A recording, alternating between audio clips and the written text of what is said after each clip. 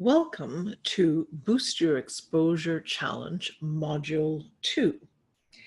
And today we're going to talk about the 5 disciplines to get to the top of Google. First thing I want you to consider are what are the things that you want to bring to the top of Google. So is it the name of your clinic? Is it the modalities that you're delivering? Is it the solutions specific that you have for pain? So think, what is that you want to go to the top of Google while we go on with this presentation? Let me tell you what search engine optimization actually means. It is a methodology of strategies, techniques, and tactics used to increase the amount of visitors to a website by obtaining a high-ranking placement in the search results page of a search engine. And so, like, Google would be an example, Bing, Yahoo, or other search engines.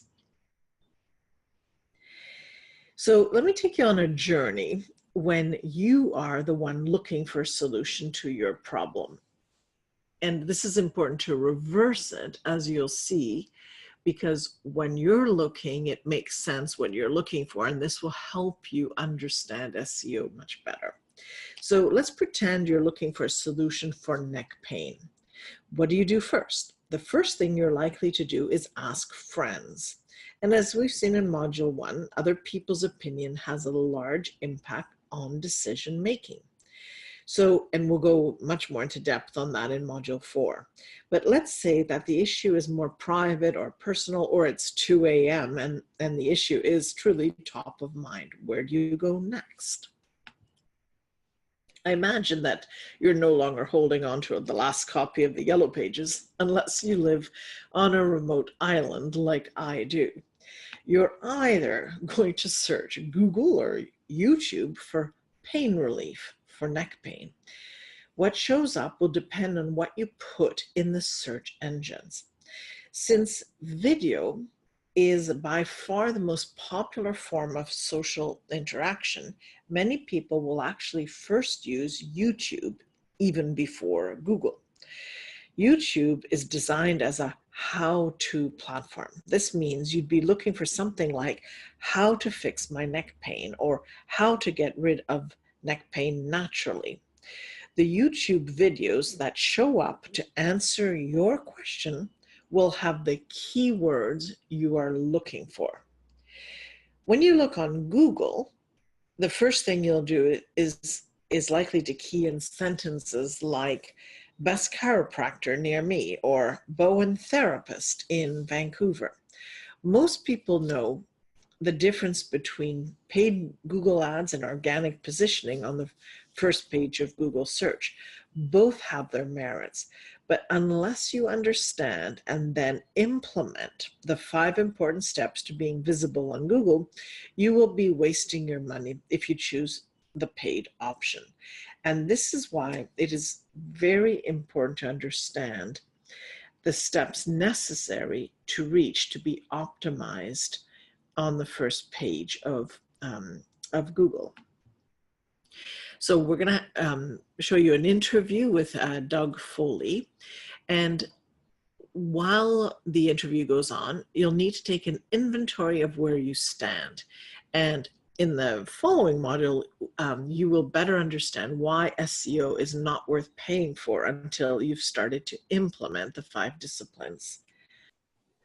So today I have with me Doug Foley, and he's an expert in digital marketing for service-based industry.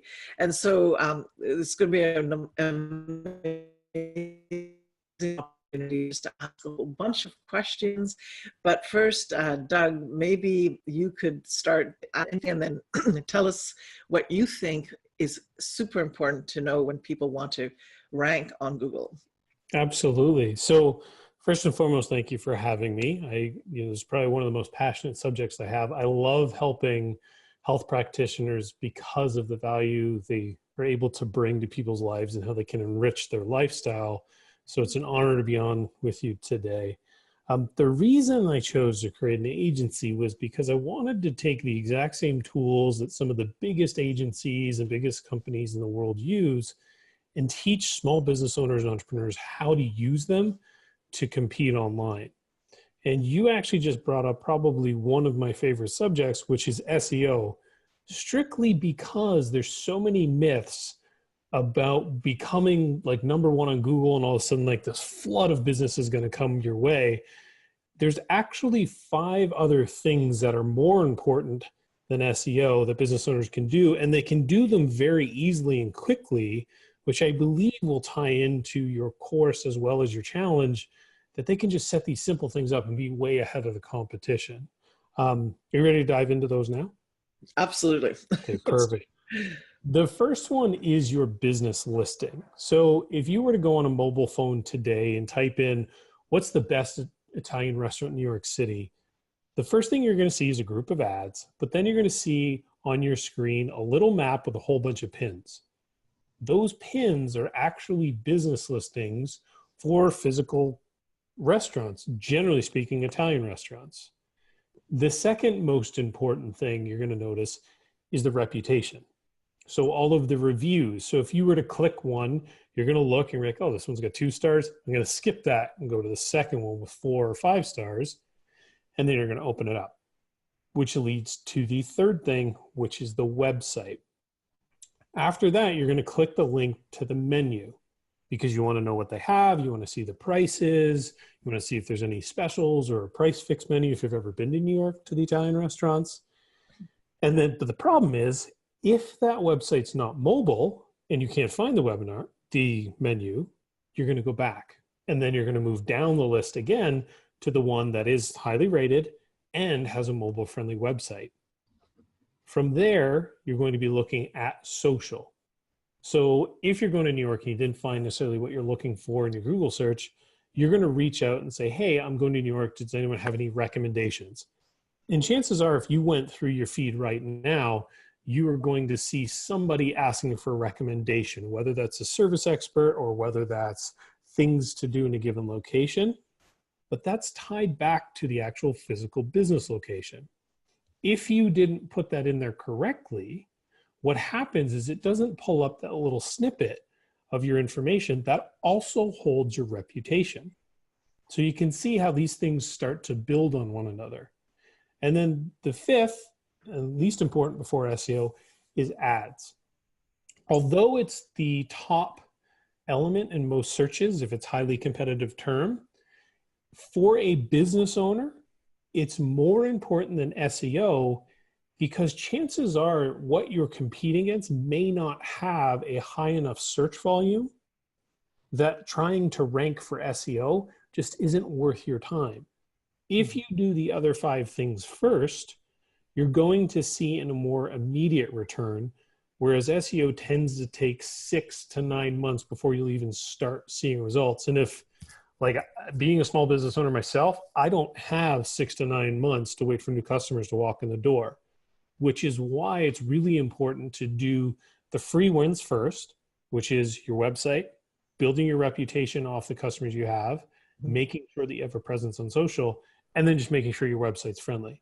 If you do those 4 things, which are generally free, those are things you could do on your own today, probably in one afternoon, you can get those wins without having to pay a dime, then start to advertise and promote the business and get that immediate traction, then invest in SEO and try to come up to the top. Now, I'm sure you have a lot of questions now that we've gone through that, especially with what we just talked about previously before we jumped on the call, with Google Plus disappearing. Yes. But if you want to go through some specific questions on each of those. Yeah, I guess one of the questions I have is if some practitioners are, have their children that have moved out, then they're using their homes now to do more of a part-time practice, and putting your home on Google, I don't know, doesn't sound too good. So what are the options that you have for those types of practice, for example? So when you set up a business on Google Business as well as Facebook, there's 2 options, and this is more specific to Google My Business. you have the option to actually have a pin on the location where you do business. And what that's meant for is to say people come to this address. So Google My Business is closely related to the Maps functionality within Google. So if they open that, that's going to give them directions to drive to the location. It also feeds an algorithm inside both Google Analytics as well as Google Ads to say, hey, this person searched for a chiropractor in Vancouver.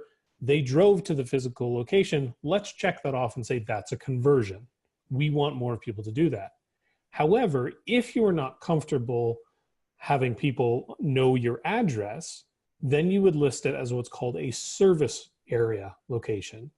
So that may be the case if people occasionally come to your home, but it might be the case if you also go to see your clients at their home or office, in which case you just have a geographic area. It can be as small as a postal code or a city, or as large as multiple countries. But what that's telling Google is you provide this service in this geography, but my clients don't come to my location. I more often go to them. But in the case you don't want to share your address, that's a good compromise to make sure that the pin's not there. But as a business, you can still show you're out there. This is the products and services you have. And this is the reputation of people who've worked with me have. Okay. And that's choosing geographic area. So service area. Service. Okay. Yep. Yeah, that's really great because I was getting a little bit worried looking up, what Google's doing now as it's getting rid of Google Plus. They're actually requesting that owners of take a picture of their site, prove that they really are there, which is interesting because if you have a house, you don't want to be putting out a sign, Yeah. because sometimes zoning doesn't quite work out and all things like that. So anyhow, this is great. Seems like a very straightforward, simple solution. Now, one thing to note, if you are using the physical location, Google will actually send you a postcard to verify that that's the actual address. It's kind of funny. I always laugh the fact that Google, a digital company, sends mail, but that's their way to confirm, hey, this is actually the physical address of a business. You put the verification code in and then you're live and you're a verified business. Okay. Now, Go on. Yeah, no, I was going to change subject slightly. So if there's anything else on that, please go ahead. I was going to say where it can get interesting is if you have multiple locations. And this is probably one of the most frequent questions I get when it comes to both Google My Business and setting up Facebook pages. You require a Google My Business profile for each location. And the reason why is it's very closely related to the second most important factor, and that's reputation. Right. Two different locations may have different reputations. Plus, they also need the map functionality in order to drive to it. Now, generally speaking, Facebook and Google tend to mirror each other in terms of their innovations. Facebook is now the same way in that you can have a master brand page for your business, but as you have more physical locations, so things that people actually go to, you will require, or it's best to have, 2 location-specific pages. Okay. It doesn't necessarily mean that you must have, you have to manage 3 pages, so the master page and 2 location pages. You can still do all of your content in one and push to both.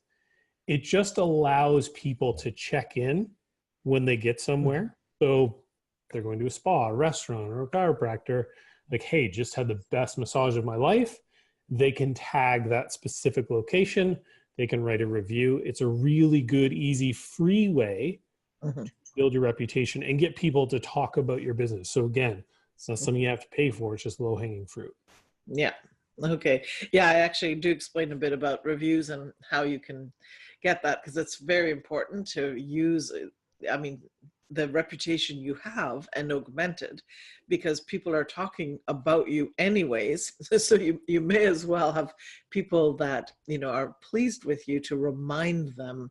And I was actually shocked at the statistics. I think it was, this is 2018. It was 91% of people will actually write a review for you if you ask them, but if you don't ask them, it's only 23%. Yeah, it's amazing. And if you It's think really, of, well, if you think of the experience most people have, I mean, they're either going to ask somebody who they go to for something, or when they look, they want to know what everyone else's experience has been with them. And if you have hundreds of reviews at all 4 and 5 stars, it's really easy to increase your conversions because people want to do business with good businesses. yeah, that makes sense. And the Okay, irony, go ahead, sorry. no, go ahead, go ahead. No, the irony behind it is if you go back and you look at some of the like the 30 and 50-year-old businesses that are in small towns, they've built their entire business on reputations. Mhm. But a lot of times, so many newer businesses focus solely on digital. They forget the fundamentals of how important Yeah, it is to build loyalty and to leverage that loyalty to bring into. If your site has been built and it's not mobile friendly and you're getting stuck but don't want to spend all the money to go rebuild it from scratch, you can go get something like a landing page builder. I'm sure you probably have multiples of those listed in your course. Mhm. You can use the landing page builder to build a really friendly front page for your site that gives people the minimum information until you have enough business coming in and go back and rebuild the site properly to be mobile friendly. But there's a lot of ways around it without having to break the bank and go build a site from scratch. Yeah, yeah. No, I think I've understood that after building about 11 websites. Yeah. That's not the most important priority, other than you have to have some page, Yes. and now it's so easy to do that. So yes, I will be covering that in much more depth. Yeah. All right, thank you, Doug.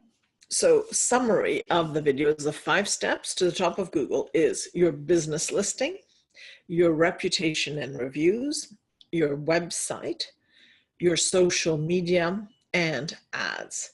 And then either paying for SEO or using other tactics that will be built upon this foundation. Your challenge will be to share which of the 5 steps you are missing. Number 2, is your website mobile friendly? And 3, share a link to your website or Facebook page so that we can all participate in liking it. Okay, thank you and see you in Facebook.